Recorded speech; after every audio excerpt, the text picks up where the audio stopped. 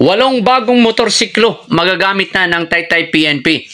Ito ay mula sa Taytay LGU ni Mayor Alan De Leon. Kahit Sabado, umiikot si Mayor Alan De Leon sa iba't ibang lugar sa Taytay para malaman niya kung ano ang mga pangangailangan ng mga Taytayenyos at ibang sektor. Ngayong umaga, pinasilan niya ang top municipality police station sa lalawigan ng Rizal. Ito ang Taytay PNP upang makita at makamusta ang kanyang police station at mga kawaning kapulisan. Mayroong bagong 8 motorsiklo na magagamit ang uniform personnel para sa patrolya sa bayan dahil mas mabilis kung gamit ang isang motorsiklo sa pagresponde sa mga tabog. Lalo na nasa 5 minuto na lamang dapat nasa lugar na ang pulis sa tumawag na nagpaparesponde.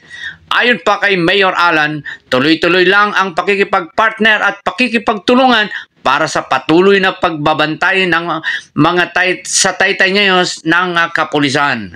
Samantala, nitong Biyernes, isinagawa ang budget forum ng lokal na pamahalaan ng Taytay sa pangunguna ng budget office kasama ang iba't iba pang mga departamento. Layunin nito ang matalakay ang mga guidelines, preparation at submissions ng mga kaukulang budget plans, ang documents katulad ng Annual Investment Program na nakakaayon sa Local Government Code. Kasunod nito, dumalo na rin si Mayor Alan sa Taytay Development Council meeting kasama ang mga barangay.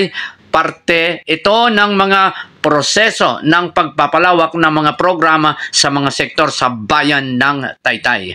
Araw-araw, tuloy-tuloy lang ang pag-iikot ni Mayor Alan kasama si Mayor Vice JB Capitan at mga konsyal ng bayan. Nats Alporte para sa Rizal News Link.